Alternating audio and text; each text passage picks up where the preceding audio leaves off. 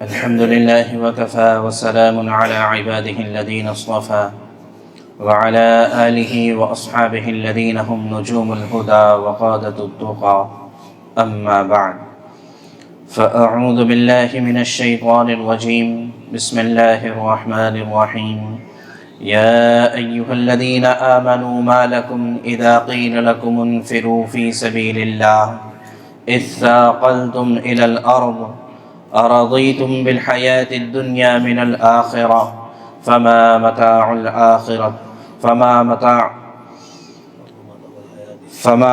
الحياة الدنيا في الآخرة إلا قليل صدق اللہ العظیم۔ میرے محترم بزرگ دوستو، اللہ تبارک و تعالیٰ نے اپنے دین کی بنیاد رکھی ہے اور اللہ تبارک و تعالیٰ نے اس بات کو طے فرمایا ہے کہ اللہ اپنے دین کو سربلند کرنے والے ہیں، اللہ اپنے دین کو غالب کر رہنے والے ہیں۔ یہ اللہ کی طرف سے طے شدہ امر ہے۔ البتہ اس کے غلبے کا اور اس کے غالب ہونے کا جو طریقہ اور راستہ ہمیں ملتا ہے اللہ کے نبی صلی اللہ علیہ وسلم کی سیرت سے، وہ راستہ یہ ملتا ہے کہ امت جب اس دین کو امانت سمجھتی ہے اور مسلمان جب اس دین کو امانت سمجھتے ہوئے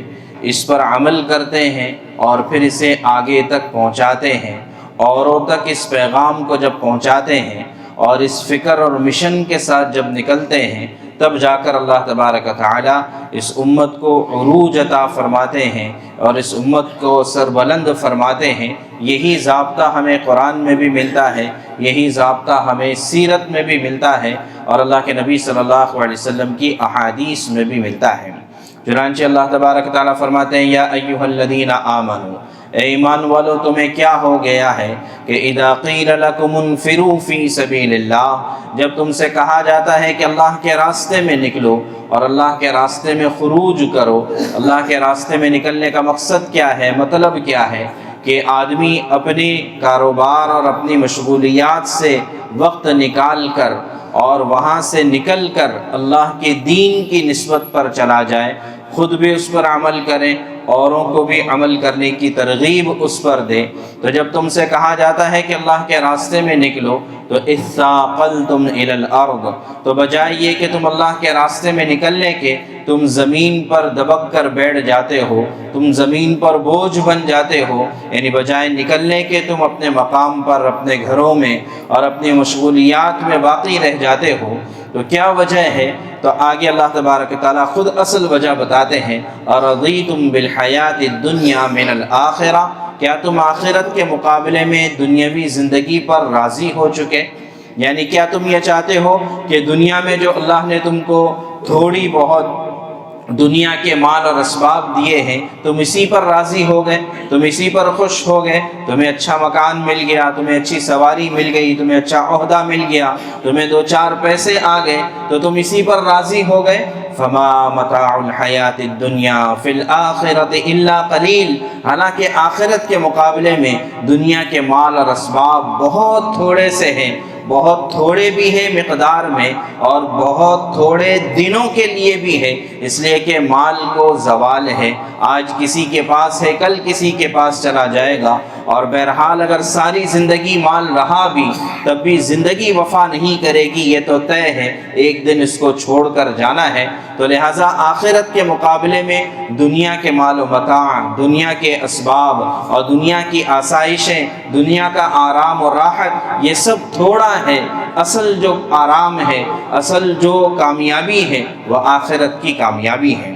آگے اللہ تبارک و تعالیٰ بڑے عجیب انداز میں فرماتے ہیں کہ الا تنفروا، کہ تمہیں چاہیے کہ تم اللہ کے راستے میں نکلو اور نکلنا تمہارا کام ہے۔ اگر تم نہیں نکلو گے تو پہلی بات یہ فرمائیں کہ اللہ تبارک و تعالیٰ عذاب علیم عطا فرمائیں گے، دردناک عذاب عطا فرمائیں گے۔ اب وہ دردناک عذاب کیسا اور کون سا ہوگا یہ اللہ ہی بہتر جانتے ہیں۔ دوسری بات فرمائی وَيَسْتَبْدِلْ قَوْمًا غَيْرَكُمْ، اور تمہارے بدلے اللہ تبارک تعالیٰ دوسری قوم کو کھڑا کر دیں گے، دوسرے لوگوں کو لے آئیں گے کہ جو تمہاری جگہ پر یہ وہ کام کریں گے جو اللہ چاہتے ہیں۔ تو لہٰذا ہجرت والا کام، نصرت والا کام، یہ جو ہے ہمارے دین کو باقی رکھنے کا ذریعہ ہے۔ اور تیسری بات فرمائی وَلَا تَضُرُّوهُ شَيْئًا، اور جب اس عذاب میں اللہ تم کو مبتلا کر دے یا تمہاری جگہ پر اللہ دوسروں کو کھڑا کر دے تو پھر تم اللہ کا کچھ بھی نہیں بگاڑ سکتے،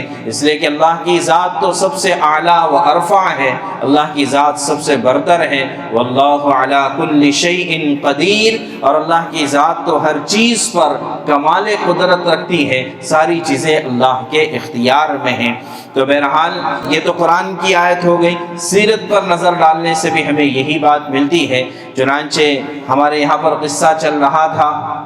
سن ہجری 7 کا، سن ہجری 7 ختم ہوتا ہے، اللہ کے نبی صلی اللہ علیہ وسلم عمرۃ القضاء سے بھی فارغ ہو چکے ہیں، اب سن ہجری 8 کی شروعات ہوتی ہے۔ تو سن ہجری 8 ہی میں ایک بہت بڑا واقعہ تو فتح مکہ کا پیش آتا ہے، لیکن اس سے پہلے بھی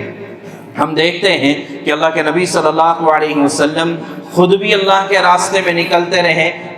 جس کو غزوات کہا جاتا ہے، اور کبھی خود نہیں نکلا، صحابہ کرام کو نکالا، اس کو سریہ یا سرایا کہا جاتا ہے۔ چنانچہ مختلف جماعتیں، مختلف ٹولیوں کو اللہ کے نبی صلی اللہ علیہ وسلم نے روانہ فرمایا، اور یہ بات اس سے پہلے بھی ہمارے یہاں پر آ چکی ہے کہ اللہ کے نبی صلی اللہ علیہ وسلم کا جماعتوں کو روانہ کرنا، صحابہ کرام کو روانہ کرنا، یہ محض قتل و قتال کے لیے نہیں تھا۔ جہاد کا مطلب محض قتل و قتال نہیں ہے، بلکہ جہاد ایک محنت ہے، ایک کوشش ہے اعلاء کلمت اللہ کے نام کو سربلند کرنے کی، ہر وہ کوشش اس کا نام جہاد ہے۔ تو لہٰذا بھیجے جانے کا مقصد لوگوں کے زمینوں پر قبضہ کرنا یا مال و متاع کو لوٹنا ہرگز نہیں تھا، بلکہ پوری سیرت ہمیں اس بات پر ملتی ہے کہ پورے 10 سالہ مدنی دور میں دونوں طرف سے، مسلمانوں میں سے اور اسی طرح مقابلہ کرنے والوں میں سے،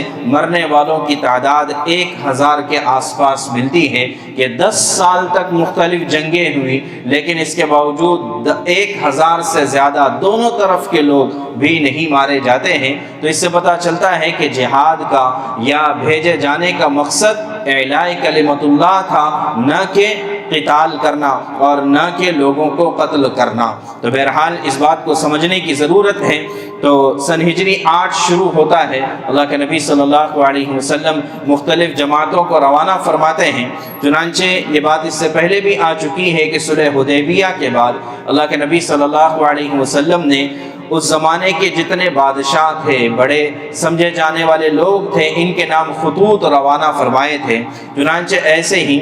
ملک شام، اس زمانے میں ملک شام یہ رومن امپائر کے ماتحت آتا تھا، تو لہٰذا رومی سلطنت کے ماتحت آتا تھا۔ اللہ کے نبی صلی اللہ علیہ وسلم نے امیر شام کے نام بھی ایک خط روانہ فرمایا اور ایک صحابی کو ساتھ میں روانہ فرمایا تھا۔ تو جب امیر شام کے پاس جب یہ خط پہنچا تو اس نے بے اکرامی کی ان صحابی کی، یہاں تک کہ ان کو باندھ کر قتل کر دیا۔ اور اس زمانے میں سفیر کو قتل کر دینا، جو یہاں سے وہاں تک پیغام لے کر جاتا ہے، سفیر کو، ایمبیسیڈر کو قتل کر دینا، یہ سب سے بڑا جرم ہوتا تھا، بلکہ وہ اعلان جنگ سمجھا جاتا تھا۔ تو اللہ کے نبی صلی اللہ علیہ وسلم کو جب اطلاع ہوئی تو آپ صلی اللہ علیہ وسلم نے صحابہ کرام کو جمع فرمایا اور کہا کہ تمہیں جو ہے مقابلے کے لیے جانا ہے، اور تقریباً 3000 صحابہ کرام کی جماعت کو تیار فرمایا اور ان کو روانہ کیا موتا کی طرف۔ موتا یہ مدینہ منورہ سے تقریباً 1000 کلومیٹر دور پڑتا ہے اور یہ رومن امپائر میں آتا ہے۔ یہ پہلا موقع ہے کہ مسلمان رومن امپائر سے مقابلہ کرنے کے لیے نکلتے ہیں، اور رومن امپائر کا مطلب اس وقت کی سپر طاقت ہے، اس وقت کا سب سے طاقتور ملک ہے۔ ان کے مقابلے میں صحابہ کرام نکل رہے ہیں، اور وہ بھی 3000 کی تعداد کے ساتھ۔ چنانچہ روانہ کرتے ہوئے اللہ کے نبی صلی اللہ علیہ وسلم نے فرمایا کہ تم میں سب سے پہلے زید بن حارثہ یہ امیر ہوں گے، اگر یہ شہید ہو جائے تو ان کے بعد جعفر بن ابی طالب امیر ہوں گے، اور اگر یہ بھی شہید ہو جائے تو پھر ان کے بعد عبداللہ بن رواحہ امیر ہوں گے، اور اگر یہ بھی شہید ہو جائے تو پھر مسلمان آپس میں سے کسی کو طے کر دیں گے۔ ایک یہودی جس کا نام نعمان تھا، وہ یہ تمام باتیں سن رہا تھا، اس نے مسلمانوں سے یہ بات کہی کہ دیکھیے کہ یہ تینوں کے تینوں شہید ہونے والے ہیں، اس لیے کہ ہم نے اپنی کتابوں میں تورات میں پڑھا کہ جب انبیاء بنی اسرائیل جب کسی کے بارے میں کہہ دیتے کہ اگر یہ شہید ہو جائیں تو فلاں اس کے بعد امیر ہوگا، تو اس کا مطلب وہ شخص ضرور شہید ہوتا تھا۔ چنانچہ اگر یہ نبی برحق ہے تو یہ تینوں کی شہادت طے ہے۔ چنانچہ زید بن حارثہ کون ہے؟ یہ اللہ کے نبی صلی اللہ علیہ وسلم کے لے پالک ہے، متبنہ ہے، جن کو گود لیا تھا اللہ کے نبی صلی اللہ علیہ وسلم نے، تو لہٰذا بیٹے جیسے ہیں۔ جعفر بن ابی طالب کون ہے؟ چچازاد، سگے چچازاد بھائی ہیں، ابو طالب کے بیٹے ہیں، حضرت علی کے بڑے بھائی ہیں، ان کو روانہ فرمایا۔ اور عبداللہ بن رواحہ یہ انصار میں سے ہیں، لیکن اللہ کے نبی صلی اللہ علیہ وسلم کے قریبی لوگوں میں سے چند صحابہ شاعر تھے جو اللہ کے رسول کی شان میں نعتیں کہا کرتے تھے، یا کفار کی طرف سے جو کوئی الزام لگتا تو اس پر ان کا جواب دیا کرتے تھے، تو انہی میں سے عبداللہ بن رواحہ تھے۔ یہ سب قریبی لوگوں میں سے تھے اور سب کے بارے میں گویا کہ اعلان تھا کہ ان کی شہادت طے ہے۔ چنانچہ یہ تقریباً غزوہ موتا یا سریہ موتا کہا جاتا ہے اس کو، یہ 48 دن کا سفر رہا، تقریباً 22 دن تو صرف جانے میں اور آنے میں لگتے تھے، کہ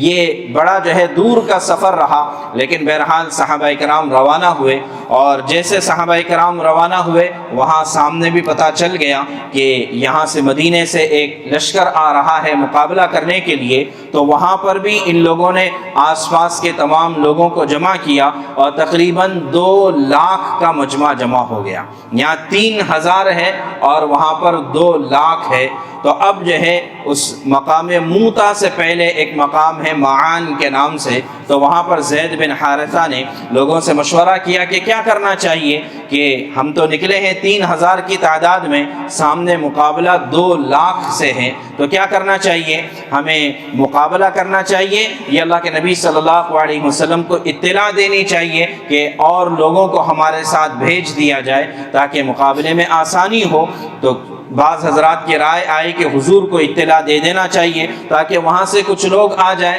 اور ہماری مدد ہو سکے، اس لیے کہ عقل کا تقاضا تو یہی تھا، اور بظاہر اتنی تعداد کے ساتھ مقابلہ کرنا بے وقوفی تھی کہ 2 لاکھ کا مجمع ہے اور یہاں خالی 3000 ہے، وہ خالی دوڑتے ہوئے بھی آ جائے، مقابلہ نہ بھی کرے تو یہ 3000 تو انہی کے اندر جو ہے ان کے پیروں تلے روند کر یہ ختم ہو سکتے تھے، تو عقلی تقاضا تو یہی تھا۔ چنانچہ جب مشورہ ہوا، بعض حضرات کی رائے تھی کہ حضور کو اطلاع کیا جائے۔ عبداللہ بن رواحہ رضی اللہ عنہ کھڑے ہوئے اور انہوں نے وہ تاریخی جملہ کہا کہ ما نقاتل الناس بعدد ولا قوة ولا كثرة الا بهذا الدين اکرمنا اللہ بہ، کہ ہم نے جب کبھی بھی مقابلہ کیا نہ تعداد کے بھروسے پر مقابلہ کیا، نہ قوت کے بھروسے پر مقابلہ کیا، نہ اسباب کے بھروسے پر مقابلہ کیا، ہم نے ہمیشہ مقابلہ اس دین کی بنیاد پر کیا جس کو اللہ تبارک تعالیٰ نے ہمیں عطا فرمایا اور دین دے کر ہم کو باعزت بنایا،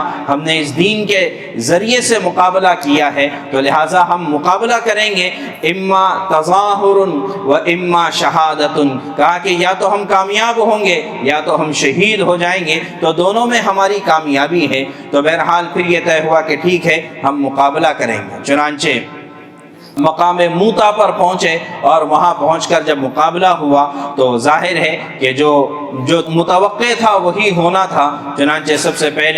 سے پہلے زید بن حارثہ انہوں نے مقابلہ کیا اور یہ شہید ہو گئے۔ لوگوں نے حضرت جعفر کو آواز دی، پھر انہوں نے جھنڈا اٹھایا اور یہ لڑتے رہے یہاں تک کہ ان کا ایک بازو کٹ گیا تو دوسرے ہاتھ سے جھنڈا پکڑا، اور پھر جب وہ بھی کٹ گیا تو دونوں بازوؤں سے اپنے سینے سے جھنڈے کو چمٹا دیا یہاں تک کہ وہ شہید ہو گئے۔ اور بخاری کی روایت ہے کہ حضرت جعفر رضی اللہ تعالیٰ عنہ کے جسم پر 90 زخم تھے اور وہ سارے کے سارے زخم سامنے کی طرف تھے، پیچھے پیٹھ پھیر کر ایک بھی زخم کھانے کی نوبت نہیں آئی تھی۔ پھر عبداللہ بن رواحہ کو لوگوں نے آواز دی، چنانچہ یہ بھی نکلے اور انہوں نے بھی مقابلہ کیا، یہاں تک کہ یہ بھی شہید ہو گئے۔ تو اب جو ہے ایک اور صحابی ہے ثابت بن اخرم، انہوں نے جھنڈا اٹھایا اور مسلمانوں کو آواز دی کہ آؤ آ کر اپنے لیے کوئی امیر طے کرو۔ لوگوں نے کہا کہ تم ہی امیر بن جاؤ، کہا کہ نہیں، میں اس کا اہل نہیں ہوں۔ تو اسی جماعت میں حضرت خالد بن ولید رضی اللہ تعالیٰ عنہ جو مسلمان ہو چکے تھے وہ موجود تھے، تو حضرت ثابت بن اخرم نے خالد بن ولید کو بلایا کہ تمہیں جھنڈا سنبھالنا ہے۔ انہوں نے کہا کہ نہیں، میں نہیں سنبھال سکتا۔ کہا کہ تمام مسلمان اس پر اتفاق رکھتے ہیں؟ چنانچہ سب نے کہا ہاں ہم اتفاق رکھتے ہیں۔ تو پھر حضرت خالد بن ولید رضی اللہ عنہ نے کمان سنبھالی۔ پتہ یہ چلا کہ مسلمان کبھی بھی بغیر امیر کے نہیں رہے ہیں، حالت جنگ میں بھی اگر امیر کی شہادت ہوئی ہے تو امیر طے کیا ہے۔ اللہ کے نبی صلی اللہ علیہ وسلم کی وفات ہوئی ہے تو وہاں پر بھی سب سے پہلا کام، حتیٰ کہ آپ کی تجہیز و تکفین سے بھی پہلے آپ کے بعد کسی امیر کو متعین کرنے کا کام کیا ہے۔ انشاءاللہ اس کا واقعہ تفصیل سے آئے گا۔ تو مسلمان کبھی بھی بغیر امارت کے، بغیر امیر کے نہیں رہے ہیں۔ تو بہرحال خالد بن ولید رضی اللہ تعالیٰ عنہ نے، چونکہ یہ تو شہ سوار تھے اور جنگجو تھے، انہوں نے اس طریقے سے جب شام ڈھل گئی تو اگلے دن صبح کے لیے انہوں نے اس طریقے سے اپنے صحابہ کی یا اپنے جماعت کی ایسی ترتیب بنائی کہ داہنے طرف والوں کو بائیں طرف کر دیا، بائیں طرف والوں کو داہنے طرف کر دیا، سارے لشکر کی ترتیب الٹ پلٹ کر دی۔ تو اس سے سامنے والوں کو ایک تاثر گیا، چونکہ اب مقابلے کے لیے کل والے لوگ نہیں تھے، ظاہر ہے کہ داہنی طرف جو مقابلہ کر رہے ہیں اب وہ بائیں طرف چلے گئے تھے، تو سامنے والوں کو یہ لگا کہ نئے لوگ آئے ہیں، یہاں پر بھی ان لوگوں کو لگا کہ نئے لوگ آئے ہیں۔ تو ایک تاثر یہ گیا، ایک رعب یہ پڑا کہ مسلمانوں کے پاس اور بھی بہت سارے لوگ لڑائی کے لیے آ گئے۔ اس عمل کی وجہ سے جو ہے سامنے والوں پر رعب پڑا اور پھر وہاں سے مسلمانوں کو نکال کر پھر جو ہے آپ واپس پیچھے کی طرف تشریف لائے۔ تو آپ اندازہ کر سکتے ہیں کہ 2 لاکھ کے مقابلے میں 3000 کا مقابلہ ہوا، کتنے لوگ مارے گئے ہوں گے؟ رومیوں میں سے کتنے مارے گئے اس کی تعداد تو نہیں ملتی ہے، لیکن مسلمانوں میں سے یہ 3 امیر تو شہید ہوئے اور ان کو ملا کر کل 12 لوگوں کی شہادت ہوئی ہے۔ اتنا بڑا معرکہ ہے لیکن کل صرف 12 لوگوں کی شہادت ہوئی ہے۔ حضرت خالد بن ولید رضی اللہ عنہ انہیں لے کر دوبارہ مدینے کی طرف آ گئے۔ اللہ کے نبی صلی اللہ علیہ وسلم تو اس جنگ میں موجود نہیں تھے، لیکن آپ منبر پر کھڑے ہوئے۔ خیبر کے بعد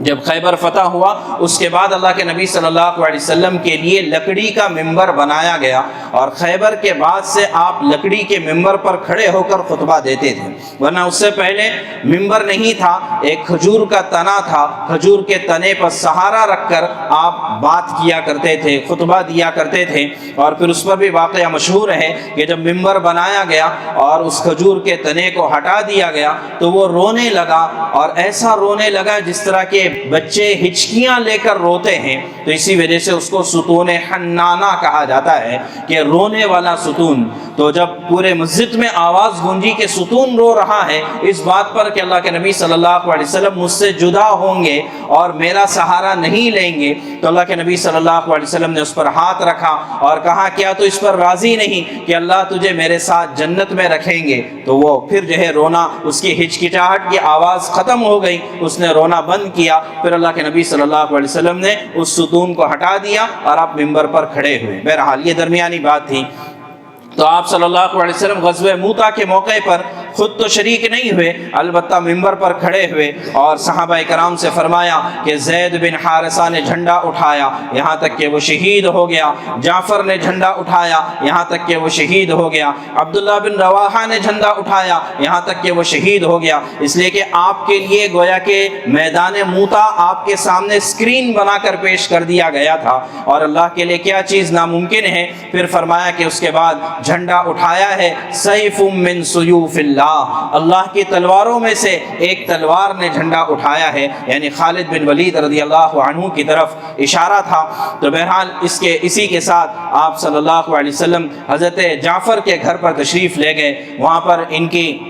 گھر والی اسما بنت عمیس بچوں کے لیے کھانا بنا رہی تھی تو آپ صلی اللہ علیہ وسلم کو دیکھ کر فرماتی ہے کہ مجھے ایک دھچکا سا لگا، اور عین جوانی کی عمر حضرت جعفر کی عمر تقریباً 33 برس کی عمر تھی جب شہادت ہوئی ہے، تو جوانی میں یہ حادثہ پیش آیا۔ فرماتی ہے کہ مجھے دیکھ کر دھچکا سا تو لگا، لیکن میری ہمت نہیں ہوئی کہ اللہ کے رسول سے پوچھوں کیا بات پیش آئی۔ فرمایا جعفر کے بچے کہاں ہیں؟ تو 3 بیٹے تھے، عبداللہ، عون اور محمد، تینوں کو بلایا اور اللہ کے نبی صلی اللہ علیہ وسلم تینوں کے سر پر ہاتھ پھیرتے جا رہے تھے اور آپ زار و قطار روتے جا رہے تھے۔ پھر حضرت اسما فرماتی ہے کہ میں نے ہمت کر کر پوچھا کہ اللہ کے رسول جعفر کا کیا حال ہے؟ فرمایا کہ اللہ کے بندی صبر کر، اللہ نے جعفر کو شہادت دے دی ہے، اور پھر یہ بھی بتایا کہ اس کے دونوں ہاتھ کٹ گئے، لیکن اللہ تبارک تعالیٰ نے جعفر کو جنت میں یاقوت کے پر عطا فرمائے ہیں، اور وہ جہاں چاہے جنت میں اڑتا پھر رہا ہے۔ تو جو ہے پھر اس کے بعد اور عورتیں آئیں، انہوں نے سنبھالا۔ اللہ کے نبی صلی اللہ علیہ وسلم عبداللہ بن جعفر کو ساتھ لے کر آئے، پھر دوبارہ منبر پر کھڑے ہوئے اور لوگوں کو پھر سارے واقعات بتائے اور کہا کہ اب جو ہے یہ جو میت کے گھر والے ہیں ان کے لیے کھانے کا انتظام کرو، کہ یہ اب جو ہے غم میں ہیں اور پریشانی میں ہیں، تو لہٰذا ان کے لیے کھانے کا انتظام کرو۔ ہمارے یہاں الٹا ہوتا ہے کہ میت کے گھر والے لوگوں کے لیے کھانے کا انتظام کرتے ہیں، حالانکہ غلط بات ہے۔ نہ 3 دن کے اندر میت کے گھر والوں نے کھانا بنانا چاہیے، یعنی کھانا بنانے کا مطلب یہ بھی نہیں، ایک تصور یہ ہوتا ہے کہ آگ نہیں جلنی چاہیے میت کے گھر میں، یہ بھی غلط بات ہے، لیکن مقصد یہ ہے کہ گھر والوں کو کھانا بنانے کی ضرورت نہ پیش آئے، اڑوس پڑوس والے ان کی ذمہ داری کو پورا کر لے کہ کم سے کم 3 دن تک یہ غم میں ہے۔ تو بہرحال تو اس طریقے سے شہادتیں ہوئی ہیں۔ اللہ کے نبی صلی اللہ علیہ وسلم نے اپنوں کو کھویا ہے، اور اسی طرح صحابہ کرام کو اللہ کے راستے میں نکالا ہے۔ یہ ربیع الثانی سے لے کر جمادی الثانیہ تک تقریباً 48 دن کا یہ سفر تھا جس میں اللہ کے نبی صلی اللہ علیہ وسلم شریک نہیں ہوئے تھے۔ پھر اس کے بعد ایک اور واقعہ ملتا ہے، وہ سریہ ذات السلاسل کہلاتا ہے۔ سلاسل نامی ایک مقام تھا، وہاں پر اللہ کے نبی صلی اللہ علیہ وسلم نے عمر بن عاص رضی اللہ عنہ کو روانہ فرمایا، اور انہی کے پیچھے ابو عبیدہ بن جراح رضی اللہ عنہ کا روانہ فرمایا، اور یہ ایک واقعہ ملتا ہے۔ پھر اس کے بعد رجب کے موقع پر ایک اور سریہ اللہ کے نبی صلی اللہ علیہ وسلم نے روانہ فرمایا، جو سریہ سیف البحر کے نام سے مشہور ہے۔ اسی میں حضرت ابو عبیدہ بن جراح کو امیر بنایا تھا، اور یہ لوگ گئے، اور کئی دنوں تک ان کے ساتھ یہ مسئلہ پیش آیا کہ ایک صحابی کو صرف 1 کھجور دی جاتی تھی دن بھر میں کھانے کے لیے، اس لیے کہ اس کے علاوہ کچھ تھا نہیں۔ فرماتے ہیں کہ ہماری حالت خراب ہو گئی، یہاں تک کہ سمندر کے کنارے سے چل رہے تھے کہ ایک دن ایسا ہوا کہ اللہ تبارک تعالیٰ نے ایک بہت بڑی مچھلی سمندر کے باہر نکال دی۔ فرماتے ہیں کہ 20 دن تک ہم اس مچھلی کو کھاتے رہے، اور وہ اتنی بڑی مچھلی تھی کہ ابو عبیدہ بن جراح فرماتے ہیں کہ میں نے اس کی ایک بڑی سی ہڈی کو کھڑا کیا، اور جو جماعت میں سب سے زیادہ اونچے قد والے صحابی تھے ان کو سب سے اونچے اونٹ پر بٹھایا اور اس میں سے گزارا تو وہ آسانی سے گزر گیا۔ اتنی بڑی مچھلی، عنبر اس کا نام آتا ہے، تو اتنی بڑی مچھلی اللہ تبارک تعالیٰ نے عطا فرمائی تھی۔ تو یہ واقعات ملتے ہیں۔ تو بہرحال ان سارے واقعات سے یہی پتہ چلتا ہے کہ ہمیں دین پر استقامت کے لیے محنتیں کرنا ہے اور دین پر استقامت کے لیے فکریں کرنا ہے کہ صرف نماز، روزہ، حج، زکوٰۃ، بلکہ نماز پر بھی قائم رہنے کے لیے یہ ضروری ہے کہ آدمی اپنے دین کی دعوت اوروں کو دیتا رہے، اس لیے کہ جب آدمی جو ہے دین کی دعوت دوسروں کو نہیں دے گا تو دوسری دعوتوں سے متاثر ہو جائے گا۔ اس وقت دیکھیے حالات اس طرح کے ہیں کہ روزانہ ایک نیا فتنہ ہے۔ فتنہ کہتے ہیں جو ایسی آزمائش جو آدمی کے ایمان کو خطرے میں ڈال دے۔ تو روزانہ ایک نیا فتنہ ہے، روزانہ نئے حالات ہیں کہ ہمیں اندازہ بھی نہیں ہوتا ہے کہ یہ چیزیں ہماری آخرت کو ختم کرنے والی ہیں۔ جیسے اس وقت موبائل ہاتھ میں ہے تو یقیناً اس کا صحیح استعمال جاننے کی ضرورت ہے، ورنہ اگر اس کا صحیح استعمال نہیں جانا تو ظاہر ہے کہ اس کے ذریعے سے گناہ کرنا بھی آسان ہو جاتا جاتا ہے بلکہ اس کے ذریعے سے ارتداد میں داخل ہو جانا بھی آسان، یعنی ایمان کو چھوڑ دینا بھی آسان ہوتا ہے۔ لوگوں کو پتہ ہی نہیں چلتا ہے کہ ایمان ہمارا باقی ہے یا نہیں ہے۔ تو اس وجہ سے جو ہے ہمیں اس بات کی فکر کرنے کی ضرورت ہے کہ آدمی جو ہے اپنے گھر والوں کی اور اپنے آپ کی کم سے کم فکر کرے، تو اس سے جو ہے معاشرہ ہمارا دین پر اور ایمان پر باقی رہے گا۔ اگر اتنا بھی نہیں کیا تو ظاہر ہے کہ خاص طور سے آنے والی نسلیں یہ ہمارے ہاتھ سے نکل جائے گی۔ تو اس کے لیے ضرورت اس بات کی ہے کہ جو یہ بات کہی جاتی ہے کہ ہمیں جو ہے مسجد کی آبادی کی محنت اور فکریں کرنا ہے، تو ظاہر ہے کہ مسجد کی آبادی کون کرے گا؟ انما یعمر مساجد اللہ من آمن باللہ والیوم الآخر، کہ اللہ تبارک تعالیٰ خود فرماتے ہیں کہ مسجد کو آباد کرنے والے ہی اصل ایمان والے ہیں، اللہ کی ذات پر ایمان رکھنے والے، نمازوں کو قائم کرنے والے، زکوٰۃ ادا کرنے والے، یہی اصل مسجد کو آباد کرنے والے ہیں۔ تو مسجد کو آباد کرنا، اپنے آنے والی نسلوں کی فکر کرنا کہ قرآن جو ہے یہ کتاب ہدایت ہے، کہ قرآن کو پڑھنا، قرآن کو سمجھنا، قرآن پر عمل کرنا یہی ہدایت ہے، اور اس پر باقی رہنا اس کی ظاہر ہے کہ ہم سب کو فکر کرنی پڑے گی۔ چنانچہ مسجد کے ماحول میں ہی اور مسجد کے اطراف میں ہی جو ہے قرآن کے سیکھنے سکھانے کا ماحول ہو اور سیکھنے سکھانے کا انتظام ہو، بچوں کے لیے تو لازمی ہو، لیکن بچوں کے علاوہ بڑوں کی بھی ذمہ داری بنتی ہے۔ اگر قرآن نہیں سیکھا ہے تو کسی بھی عمر میں سیکھا جا سکتا ہے۔ قرآن آسان ہے، سیکھنے کے لیے بھی آسان ہے، یاد کرنے کے لیے بھی آسان ہے، سمجھنے کے لیے بھی آسان ہے، اور عمل کرنے کے لیے بھی آسان ہے۔ تو لہٰذا جو ہے اگر ہم نے قرآن نہیں سیکھا تو قرآن کو سیکھنے کے لیے اس وقت الحمدللہ ہمارے پاس حفاظ ہے، علماء ہیں اور جاننے والے ہیں کہ جو اس طرح کے نظام کو چلاتے ہیں، تو اس کی ہم کو فکر کرنا چاہیے۔ ورنہ میرے محترم بزرگوں، یہ قرآن کوئی صرف ایک نصاب نہیں، ایک سلیبس نہیں ہے۔ جیسے ہوتا ہے کہ بھئی ہم نے اسکول میں ڈال دیا، ایک نصاب پورا ہو گیا، 10ویں پوری ہو گئی تو کام تمام ہو گیا۔ تو قرآن ایسا نصاب نہیں ہے کہ ایک مرتبہ کہیں پر ناظرہ پڑھ لیا تو بس اب قرآن کا پڑھنا پورا ہو گیا، قرآن کا پڑھنا مکمل ہو گیا۔ نہیں، یہ غلط فہمی ہے۔ یا 10 سورتیں یاد ہو گئی تو بس اب نصاب پورا ہو گیا، یہ غلط فہمی ہے۔ بلکہ قرآن تو ساری زندگی کے لیے ہے، سیکھنا بھی زندگی بھر کے لیے ہے، اور جو ہے عمل کرنا بھی زندگی بھر کے لیے ہے۔ تو اس وجہ سے ضرورت اس بات کی ہے کہ ہم اپنے آنے والی نسلوں کی فکریں کریں۔ دیکھیے، مکتب میں بھیجنے کا مطلب صرف قرآن کو پڑھانا نہیں ہے، بلکہ مکتب میں بھیجنے کا مطلب ہے